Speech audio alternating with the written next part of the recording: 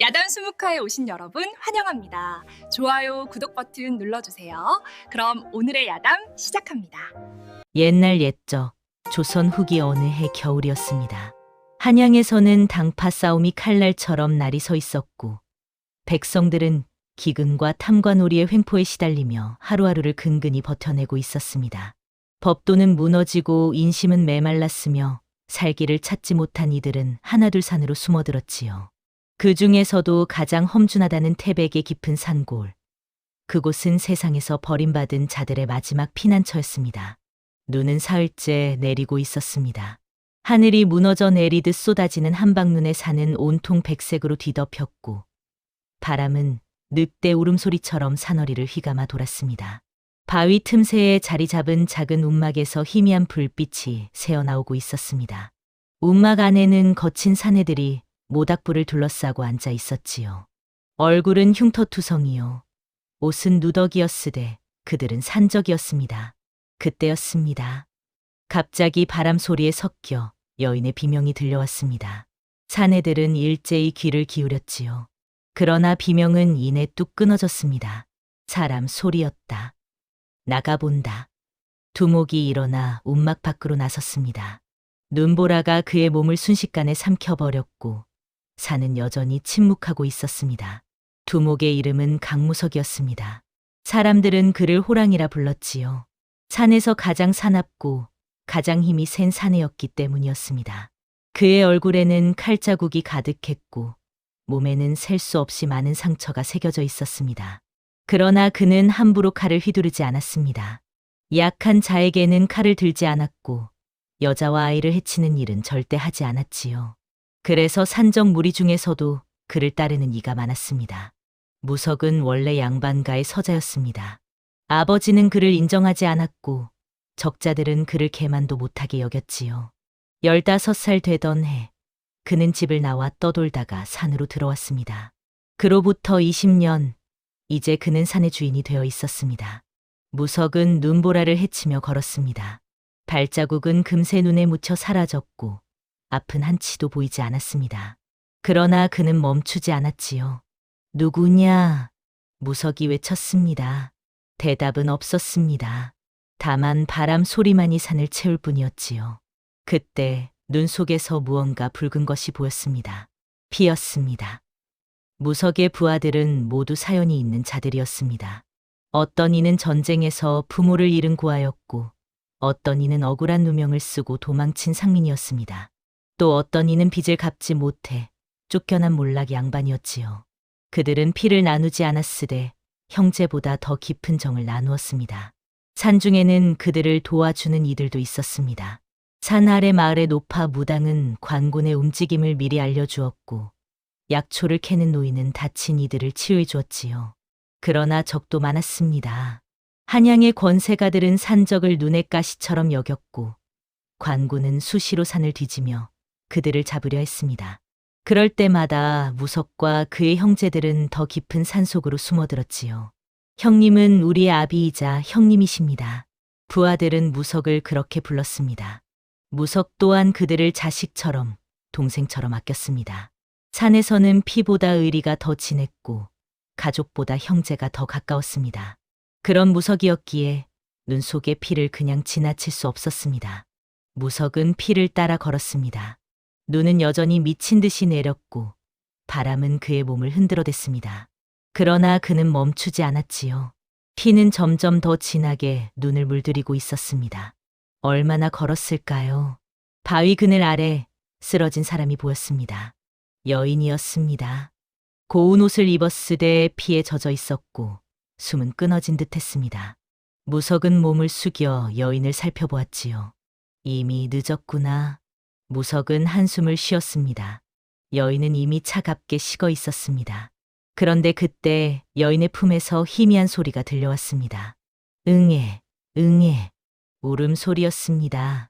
무석은 깜짝 놀라 여인의 옷을 헤쳤습니다. 그리고 그곳에서 작은 생명을 발견했지요. 비단 포대기에 쌓인 갓난아기였습니다. 아기는 어미의 품에서 겨우 숨을 이어가고 있었습니다. 얼굴은 파랗게 질려 있었고 몸은 얼음처럼 차가웠지요. 무석은 재빨리 자신의 옷을 벗어 아기를 감쌌습니다. 그때 아기의 목에 걸린 무언가가 눈에 띄었습니다. 낡은 옥패였습니다. 글자가 새겨져 있었으되 눈보라 속에서는 제대로 보이지 않았지요. 일단 살리고 보자. 무석은 아기를 품에 안고 움막으로 돌아갔습니다. 무석이 움막에 돌아왔을 때 부하들은 깜짝 놀랐습니다. 형님, 그게 무엇입니까? 아기다. 죽은 여인의 품에 있었다. 무석은 아기를 모닥불 가까이 놓았습니다. 부하들은 어찌할 바를 몰라 했지요. 산적 무리가 아기를 키운다는 것은 들어본 적도 없는 일이었습니다. 형님, 이 아기를 어찌하시렵니까? 살려야지. 하나 형님, 우리가 아기를 키울 수 있겠습니까? 우리 자신도 내일을 모르는 처지인데 말입니다. 부하의 말이 맞았습니다. 산적들은 언제 관군에게 잡힐지 모르는 신세였고 먹을 것도 넉넉지 않았습니다. 그러나 무석은 고개를 저었습니다. 이 산에 들어온 이상 내 식구다. 우리도 세상에서 버림받았지 않았느냐. 이 아기도 마찬가지다. 무석의 목소리에는 단호함이 묻어 있었습니다. 부하들은 더 이상 반대하지 않았지요. 그날 밤 산적들은 힘을 모아 아기를 살렸습니다. 따뜻한 물로 몸을 닦아주고 눈 녹인 물에 쌀을 갈아 입에 넣어주었습니다. 아기는 천천히 기운을 되찾았지요. 무석은 아기의 목에 걸린 옥패를 자세히 살펴보았습니다. 옥패에는 용 한 마리가 새겨져 있었고 그 아래 작은 글씨로 무언가 적혀 있었습니다. 이상하다. 이런 옥패를 가진 아기라면 무석은 말을 잇지 못했습니다. 불길한 예감이 들었지요. 새벽이 밝았습니다. 눈은 그쳤고 산은 고요했습니다. 아기는 무석의 품에서 잠들어 있었지요. 부하 하나가 조심스럽게 입을 열었습니다. 형님, 이 아기를 산 아래 절에 맡기는 것이 어떻겠습니까? 스님들이라면 잘 키워주실 것입니다. 무석은 한참 동안 아기를 내려다보았습니다. 작은 손, 작은 발, 아직 눈도 제대로 뜨지 못하는 어린 생명이었습니다. 아니다. 예, 이 아기는 내가 키우겠다. 부하들은 놀란 얼굴로 무석을 바라보았습니다. 산적 두목이 아기를 키운다니 말도 안 되는 일이었지요. 형님, 정녕 그러시겠습니까? 그렇다. 이 아기를 발견한 것은 하늘의 뜻이다. 내가 책임지겠다. 무석의 결심은 확고했습니다. 그날부터 산적 무리에게는 새로운 식구가 생겼습니다. 칼을 들던 손으로 아기를 안고 도적질하던 발로 아기를 재우러 다니는 그런 기이한 일상이 시작되었지요. 부하들은 처음에는 어색해했으나 점점 아기를 돌보는 일에 익숙해졌습니다. 누군가는 따뜻한 물을 데우고 누군가는 부드러운 천을 구해왔으며 누군가는 밤새 아기를 지켰습니다.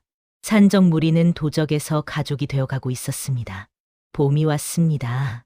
눈이 녹고 꽃이 피어나자 아기도 무럭무럭 자라났습니다. 무석은 아기에게 이름을 지어주었지요.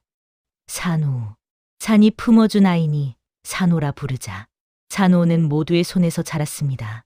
무석이 안아주고 부하들이 웃겨주고 때로는 산 아래 무당할미가 찾아와 아기를 어르기도 했습니다. 산호는 밝고 건강하게 자랐습니다. 웃음소리는 산을 가득 채웠고 울음소리조차 귀여웠지요. 무석은 산호를 보며 처음으로 알았습니다. 누군가를 지켜야 한다는 것이 얼마나 소중한 일인지를 말입니다. 형님, 요즘 많이 달라지셨습니다. 무엇이? 웃으십니다. 예전에는 거의 웃지 않으셨는데 말입니다. 무석은 품에 안긴 산호를 내려다보며 미소 지었습니다. 칼을 들던 손이 이렇게 따뜻할 수 있다는 것을 그는 산호를 통해 배웠습니다. 산호가 돌이 되었을 때 무석은 작은 잔치를 열었습니다. 산적들이 모여 앉아 술을 나누고 산호의 건강을 빌었지요. 이 아이가 무럭무럭 자라 좋은 사람이 되기를 바라오. 무석의 기도는 진심이었습니다. 산호를 키우는 일은 쉽지 않았습니다. 먹을 것이 부족했고 겨울이 오면 추위를 견디기 힘들었습니다. 관군은 여전히 산을 뒤지고 있었고 언제 들킬지 모르는 불안이 계속되었지요. 무석은 약탈을 줄이기로 했습니다. 산호에게 떳떳한 아비가 되고 싶었기 때문이었습니다. 대신 사냥을 늘리고 산 아래 마을과 규역을 시작했지요. 형님, 우리가 정말 바뀌고 있습니다. 부하들도 변했습니다. 칼보다 낫을 들고 도적질보다 밭을 일구기 시작했습니다. 산호라는 작은 생명이 산적 무리를 사람으로 만들어가고 있었던 것입니다. 산호는 무석을 아비처럼 따랐습니다. 무석의 손을 잡고 걷고 무석의 품에서 잠들었지요. 아버지. 산호가 처음 말을 배웠을 때 무석은 눈물을 흘렸습니다. 한 번도 아비라 불려본 적 없는 그였기에 그 말이 얼마나 소중한지 알았습니다. 그래, 아버지가 여기 있다. 무석은 산호를 꼭 껴안았습니다. 피는 섞이지 않았으되 이보다 더 진한 정이 어디 있을까 싶었지요. 그러나 무석은 알고 있었습니다. 산호의 옥패가 심상치 않다는 것을, 언젠가 이 평화가 깨질 수도 있다는 것을 말입니다. 산호가 5살이 되던 해 무당 할미가 찾아왔습니다. 무석아, 그 아기의 옥패를 내게 보여다오. 무석은 조심스럽게 옥패를 꺼내 할미에게 건넸습니다. 할미는 한참 동안 옥패를 들여다보더니 깊은 한숨을 내쉬었지요. 이 아기, 보통 아이가 아니구나. 무슨 말씀이십니까? 이 옥패에 새겨진 용은 왕실의 것이다. 이 아기는 귀한 핏줄이야. 무석의 얼굴이 굳었습니다. 그가 두려워하던 일이 현실이 되는 순간이었습니다. 그리고 이 아기의 팔자를 보니 피가 산을 감당 못할 팔자로구나. 언젠가 큰 화가 닥칠 게다. 화라니요? 이 아기를 찾는 자들이 있을 게야. 살리려는 자도 있을 것이고 죽이려는 자도 있을 게다.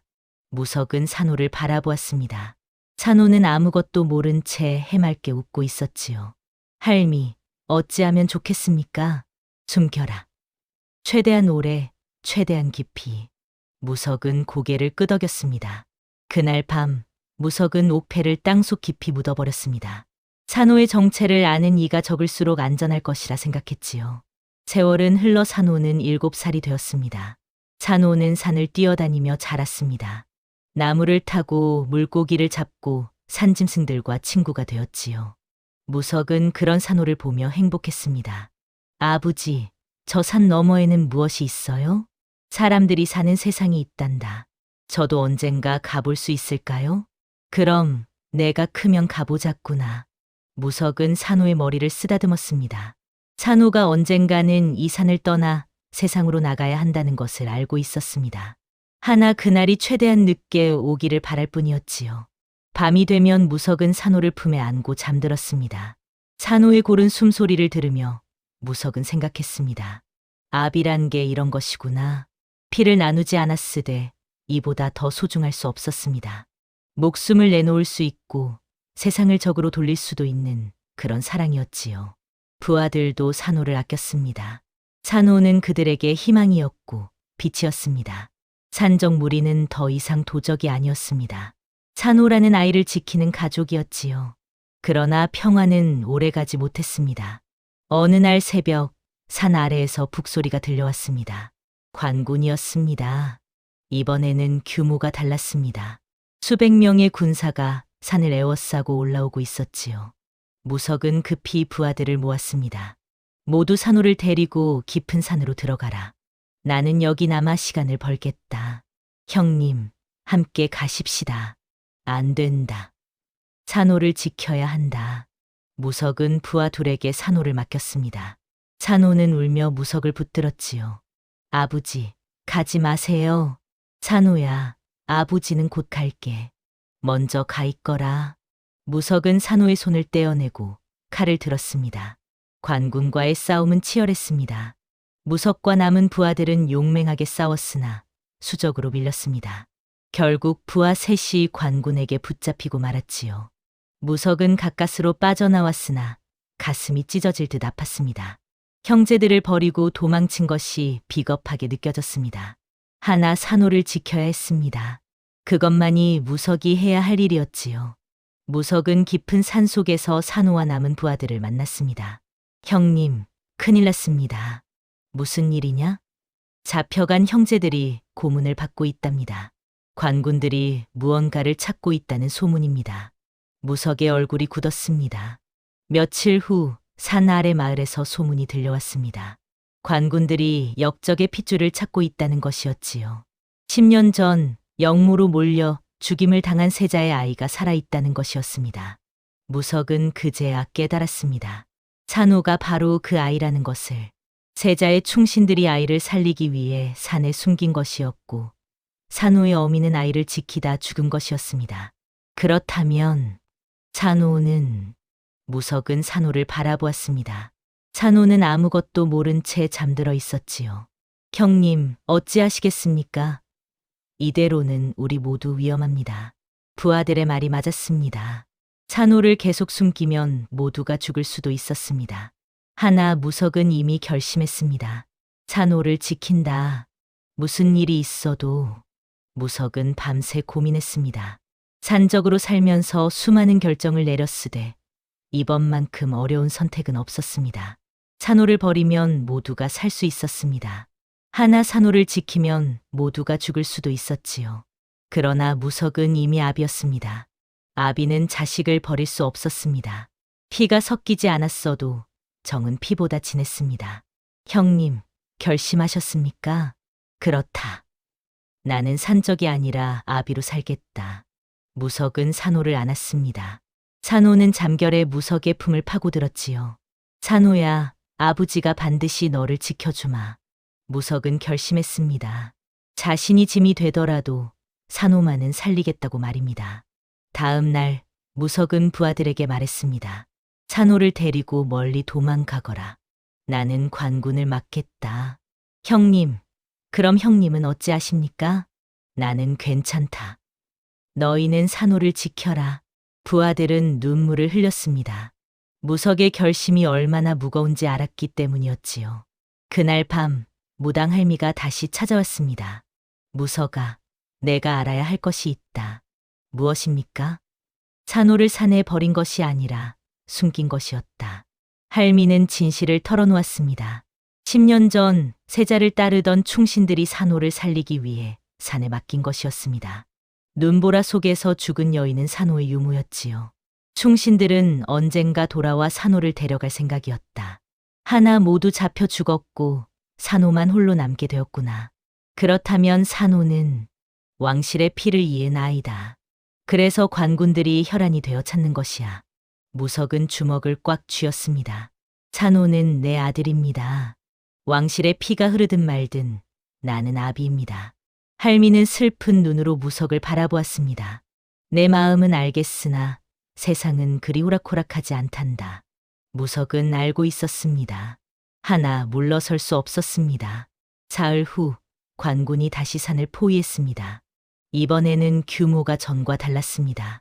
수백 명의 군사들이 산 아래부터 빈틈없이 포진했고 그 선두에는 금군 대장이 직접 나섰지요. 무석은 산호를 부하들에게 맡겼습니다. 산호야, 아버지는 곧 돌아온다. 저 형님들 말씀 잘 듣고 있거라. 아버지, 어디 가세요? 잠깐 다녀올게. 걱정하지 마라. 무석은 산호의 머리를 쓰다듬고는 홀로 산을 내려갔습니다. 부하들이 말렸으나 소용없었지요. 형님, 함께 가겠습니다. 안 된다. 너희는 산호를 지켜라. 그것이 내 마지막 부탁이다. 무석은 칼을 들고 관군 앞에 섰습니다. 내가 산적 두목 강무석이냐? 대장이 말 위에서 내려다보며 물었습니다. 무석은 당당히 대답했지요. 그렇다. 역적의 핏줄을 숨기고 있다는데 사실이냐? 모른다. 나는 산적일 뿐이다. 역적이고 핏줄이고 그런 것은 알지 못한다. 대장은 코웃음을 쳤습니다. 거짓말 마라. 10년 전 영무로 죽은 세자의 아이가 이 산 어딘가에 숨어 있다는 정보를 입수했다. 내가 그 아이를 키우고 있다는 것도 알고 있다. 무석은 침묵했습니다. 대장이 칼을 빼들었습니다. 마지막으로 묻겠다. 아이가 어디 있느냐? 순순히 말하면 목숨만은 살려주마. 없다. 그런 아이는 없다. 이놈이. 관군들이 일제히 달려들었습니다. 무석은 칼을 휘둘렀지요. 그의 칼솜씨는 여전히 맹렬했고 관군 서너시 쓰러졌습니다. 하나 수백 명을 상대할 수는 없었습니다. 결국 무석은 사방에서 날아온 창에 맞아 쓰러졌고 관군들에게 결박당했습니다. 피가 온몸에서 흘러내렸으나 무석은 신음 하나 내지 않았지요. 이놈을 한양으로 끌고 가라. 의금부에서 엄한 신문을 받게 될 것이다. 관군들은 무석을 결박한 채 산을 뒤지기 시작했습니다. 바위 뒤, 동굴 안, 나무 위까지 샅샅이 뒤졌지요. 하나 산호는 이미 깊은 골짜기 속 비밀 동굴에 숨어 있었습니다. 부하들이 미리 대피시켜 둔 곳이었지요. 관군들은 끝내 산호를 찾지 못했습니다. 젠장, 없다. 분명 이 산 어딘가에 있을 텐데. 대장님, 산이 너무 넓습니다. 더 찾으려면 시간이 필요합니다. 좋다. 일단 이놈부터 한양으로 끌고 가자. 신문하면 자백할 것이다. 무석은 끌려가면서도 산을 바라보았습니다. 저 깊은 곳 어딘가에 산호가 숨어 있을 것입니다. 무사하기를, 건강하기를, 그것만을 빌었지요. 산호야, 아부지는 간다. 부디 잘 자라거라. 무석은 속으로 중얼거렸습니다. 눈물이 흘러내렸으나 관군들 앞에서는 눈물을 보일 수 없었지요. 한양으로 끌려간 무석은 의금부옥에 갇혔습니다. 차디찬 돌바닥, 쇠사슬에 묶인 손발, 그리고 어둠만이 그를 맞이했지요. 하나 무석은 두렵지 않았습니다. 산호가 무사하다면 그것으로 충분했습니다. 다음 날부터 혹독한 신문이 시작되었습니다. 아이가 어디 있느냐? 형리가 곤장을 들고 소리쳤습니다. 무석은 고개를 저었지요. 모른다. 이놈이 끝까지 버티겠다는 것이냐? 곤장이 무석의 등을 내리쳤습니다. 1대, 2대, 10대, 20대. 살가죽이 터지고 피가 흘렀으나 무석은 신음 하나 내지 않았습니다. 정말 모른다는 말이냐? 그렇다. 신문은 날이 갈수록 가혹해졌습니다. 손가락 사이에 쇠꼬챙이를 박고 발바닥을 불로 지지고 물고문까지 했지요. 무석의 몸은 만신창이가 되었습니다. 하나 무석은 끝까지 입을 열지 않았습니다. 이놈, 정말 대단하구나. 이 정도 고문에도 자백하지 않다니. 형리도 혀를 찼습니다. 수많은 죄인을 다뤄봤으되 무석처럼 끝까지 버티는 자는 처음이었지요. 며칠 후 의금부 당상이 직접 신문에 나섰습니다. 강무석, 내가 기르던 아이가 역적의 핏줄이라는 것을 알고 있었느냐? 몰랐다. 거짓말 마라. 옥패를 보고도 몰랐다는 말이냐? 무석은 침묵했습니다. 당상이 한숨을 쉬었습니다. 강무석, 나는 내게 한 가지 제안을 하겠다. 아이의 위치만 말하면 내 목숨을 살려주겠다. 아니, 벼슬까지 주겠다. 무석은 고개를 들어 당상을 똑바로 바라보았습니다. 거절한다. 무엇? 내 목숨이 아깝기는 하다. 하나, 내 아들은 더 아깝다. 당상의 얼굴이 굳어졌습니다. 내 아들이라니? 내가 낳은 자식도 아니지 않느냐? 피는 섞이지 않았으되 정은 피보다 진하다. 나는 그 아이의 아비다. 미친놈 같으니 내 목숨이 왜 아깝지 않으냐? 아깝다. 하나 아비는 자식을 버릴 수 없다. 그것이 아비의 도리다. 당상은 더 이상 말하지 않았습니다. 무석의 눈빛에는 흔들림이 없었고 어떤 회유도 통하지 않을 것임을 알았지요. 좋다. 그렇다면 죽어라. 무석은 모든 죄를 혼자 뒤집어 썼습니다. 역적의 핏줄을 숨긴 죄, 산적질을 한 죄, 관군을 해친 죄. 모든 것을 인정했지요. 하나 산호의 존재만은 끝까지 숨겼습니다. 그 아이는 이미 죽었다. 산에서 얼어 죽었다. 무석은 거짓말을 했습니다. 형리들은 반신반의했으나 더 이상 물을 수 없었지요. 결국 무석은 역적을 도운 죄로 사형을 선고받았습니다. 죄인 강무석은 역적의 핏줄을 숨기고 관군을 해친 죄로 능지처참에 처한다. 판결이 내려졌습니다. 무석은 담담하게 받아들였지요. 옥에서 마지막 밤을 보내며 무석은 생각했습니다. 산호야, 아부지는 이제 간다. 부디 건강하게 자라거라. 훌륭한 사람이 되거라. 무석은 평생 처음으로 편안한 잠에 들었습니다. 자식을 지켰다는 뿌듯함이 가슴을 채웠기 때문이었지요. 처형일이 밝았습니다. 한양 저작거리는 이른 아침부터 인파로 가득 찼습니다. 역적을 숨긴 산적의 처형을 보기 위해 수많은 백성들이 모여든 것이었지요. 저놈이 역적의 핏줄을 숨긴 산적이라는구나. 산적 주제에 참으로 대담하구나. 죽어 마땅하다. 사람들은 저마다 한마디씩 했습니다. 하나 그중 누구도 무석의 진심을 알지 못했지요. 무석은 형틀로 끌려 나왔습니다. 온몸이 상처투성이었고 걷기조차 힘들었습니다. 하나 무석의 눈빛만은 여전히 흔들림이 없었지요. 형리가 죄목을 읽어 내려갔습니다. 죄인 강무석은 역적의 핏줄을 숨기고 기른 죄, 수십 년간 산적질을 한 죄, 관군을 죽인 죄로 능지처참에 처한다. 무석은 형틀에 묶였습니다. 을금부 당상이 마지막으로 물었습니다. 강무석, 마지막으로 할 말이 있느냐? 무석는 하늘을 바라보았습니다. 파란 하늘, 흰 구름, 그리고 저 멀리 보이는 산. 산호가 있을 그 산이 보였습니다. 무석은 천천히 입을 열었습니다. 내 아들은 산이 키웠다. 사람들은 어리둥절했습니다. 무슨 뜻인지 아무도 이해하지 못했지요. 하나 무석은 미소 지었습니다. 산호야, 아버지는 이제 간다. 내가 산에서 나를 기다리던 그때처럼 나도 저 하늘에서 너를 기다리마. 무석은 눈을 감았습니다. 부디 건강하게 자라거라. 훌륭한 사람이 되거라. 그리고 기억하거라. 아비는 피가 아니라 마음이라는 것을. 형리가 칼을 들었습니다. 집행하라. 칼이 내려왔습니다. 그 순간 바람이 불었습니다. 마치 산에서 불어온 듯한 그런 바람이었지요. 낙엽이 하늘로 흩날렸고 사람들은 숙연해졌습니다. 무석은 그렇게 세상을 떠났습니다. 산적으로 살았으되 아비로 죽은 사내였습니다. 그날 저 멀리 산에서는 산호가 울고 있었습니다. 부하들이 아무리 달래도 울음을 그치지 않았지요. 산호는 알고 있었습니다. 아비가 돌아가셨다는 것을 말입니다. 아버지, 아버지. 산호의 울음소리는 산을 가득 채웠습니다. 나무들이 흔들렸고 짐승들이 울었으며 심지어 바람마저 슬퍼하는 듯했지요. 무당 할미가 산호를 안았습니다. 울지 마라, 산호야. 내 아비는 훌륭한 분이셨다.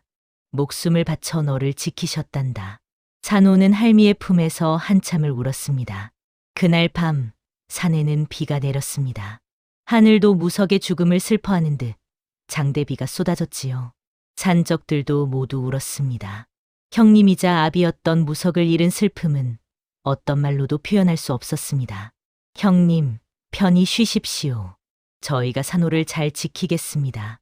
부하들은 산 정상을 향해 절을 올렸습니다. 무석의 영혼이 하늘로 올라갔기를 바라면서 말이지요. 무석이 죽은 지 한 달이 지났습니다. 산호의 정체는 여전히 소수만이 알고 있었습니다. 무당 할미, 남은 부하들, 그리고 세상 어딘가에 숨어 있던 마지막 충신 한 사람이었지요. 어느 날 그 충신이 산을 찾아왔습니다. 산호라는 아이가 여기 있다고 들었소. 충신의 이름은 김한규였습니다. 10년 전 세자를 따르던 신하 중 유일하게 살아남은 자였지요. 그는 지난 세월 동안 줄곧 숨어 살며 산호를 찾아 헤맸습니다. 부하들은 칼을 빼들었습니다. 누구시오? 관군이 보낸 자요? 아니요. 나는 세자마마를 섬기던 신하요. 산호를 보호하러 왔소. 무당 할미가 나섰습니다. 그대가 정말 김한규 대감이시오? 그렇소. 할미는 김한규를 자세히 살펴보았습니다. 얼굴은 초췌했으되 눈빛만은 맑았지요. 믿겠소. 산호를 데려가시오. 부하들이 놀라며 말했습니다. 할미, 어찌 그리 쉽게 산호를 내주십니까? 형님께서 목숨 바쳐 지킨 아이인데 알고 있다. 하나 산에서는 더 이상 산호를 지킬 수 없다. 관군들이 언제 다시 올지 모른다. 산호를 진정으로 지키려면 산 밖으로 보내야 한다. 할미의 말이 맞았습니다. 부하들도 알고 있었습니다. 산호를 계속 산에 두면 언젠가 들킬 것이라는 것을 말입니다. 형님의 뜻을 따르겠습니다. 산호를 부탁드립니다. 부하들은 김한규에게 산호를 맡겼습니다. 산호는 떠나기 전 무석이 묻혀있던 자리에 작은 돌을 쌓았습니다. 무덤이라고 하기엔 초라했으되 산호의 정성이 가득 담긴 곳이었지요. 아버지, 저는 떠납니다. 하나 아버지를 잊지 않겠습니다. 산호는 절을 올렸습니다. 김한규가 산호에게 말했습니다. 산호야, 내가 누구인지 아느냐? 예, 할미께서 말씀해 주셨습니다. 저는 세자마마의 핏줄이라고요. 그렇다. 너는 왕실의 피를 이은 아이다. 하나 그 사실을 아는 사람은 이제 거의 없다. 앞으로는 그 사실을 숨기고 살아야 한다. 찬호는 고개를 끄덕였습니다. 하나 아버지는 잊지 않겠습니다. 강무석 아버지를요. 김한규는 산호의 머리를 쓰다듬었습니다. 좋은 아비를 두었구나. 그분의 은혜를 잊지 말거라. 산호는 마지막으로 산을 돌아보았습니다. 눈이 내리던 그날 무석이 자신을 안아주던 그때가 생각났습니다. 따뜻했던 품, 거친 손, 그리고 다정했던 목소리가 떠올랐지요. 안녕히 계세요, 아버지. 저는 아버지의 아들로 살겠습니다. 산호는 눈물을 훔치고 김한규를 따라 산을 내려갔습니다. 부하들과 무당 할미는 산호가 보이지 않을 때까지 손을 흔들었습니다. 형님, 산호를 보내드렸습니다. 부디 저 아이를 하늘에서 지켜주십시오. 부하들은 무석의 무덤 앞에 술을 부었습니다. 바람이 불었습니다. 마치 무석이 대답하는 것 같았지요. 김한규는 산호를 데리고 멀리 남쪽 고을로 갔습니다. 그곳은 한양에서 수백 리 떨어진 곳으로 관군의 눈이 닿지 않는 곳이었지요. 산호는 그곳에서 새로운 이름을 얻었습니다.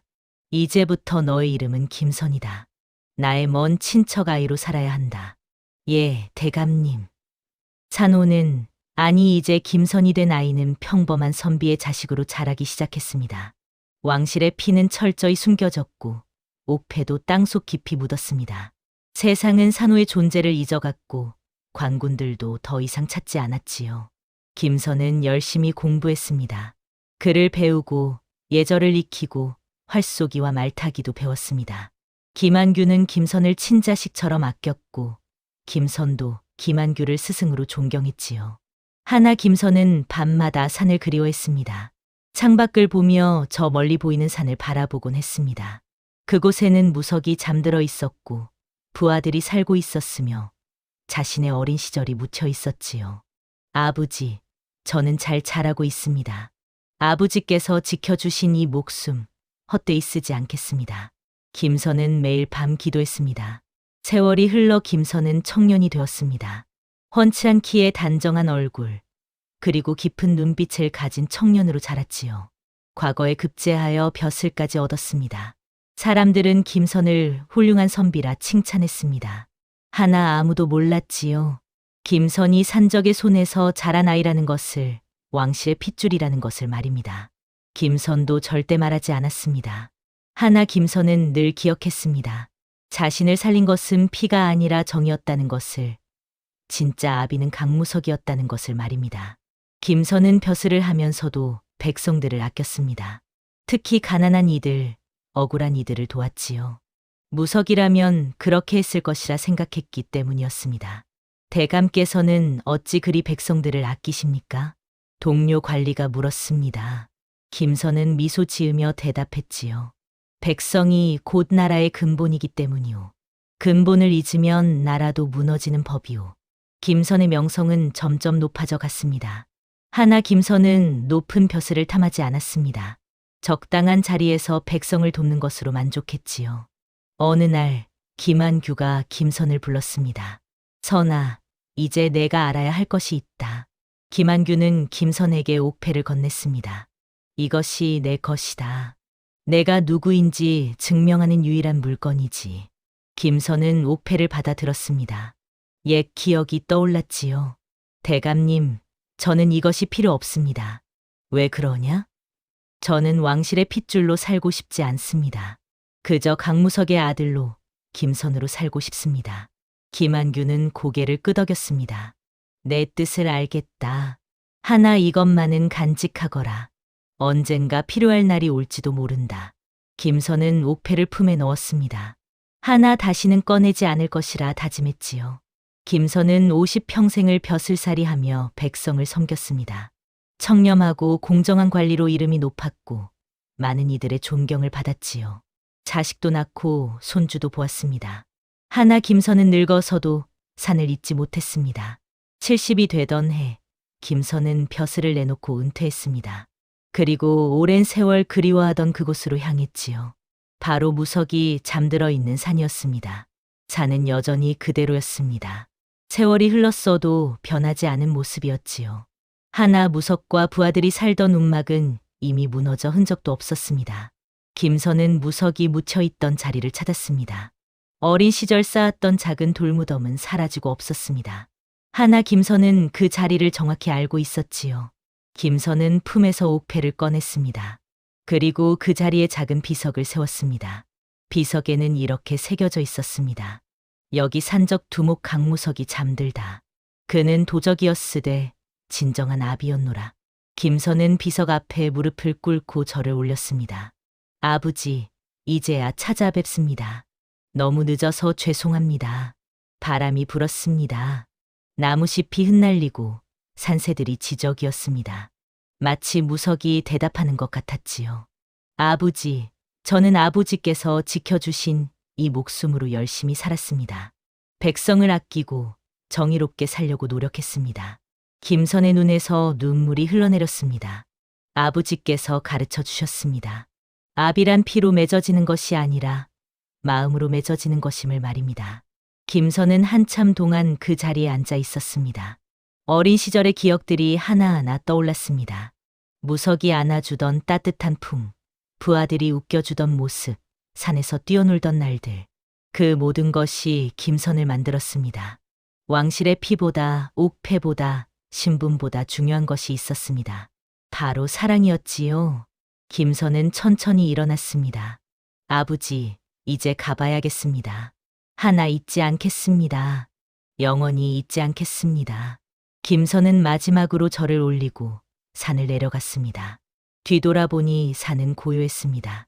하나 김선의 가슴 속에서는 여전히 무석이 살아 숨쉬고 있었지요.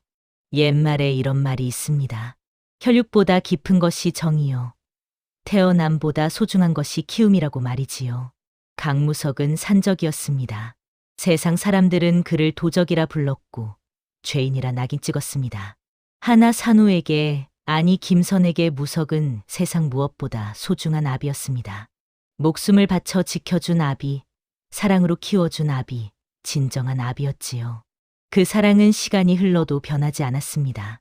산우의 가슴 속에, 김선의 가슴 속에, 그리고 그 후손들의 가슴 속에 영원히 남았습니다.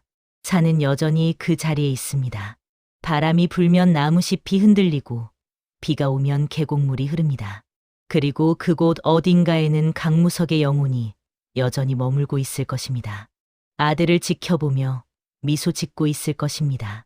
다음 영상을 빠르게 만나보시려면 좋아요와 구독을 눌러주세요. 그럼 더 재미있는 영상으로 찾아뵙겠습니다. 모두 행복한 하루 보내세요.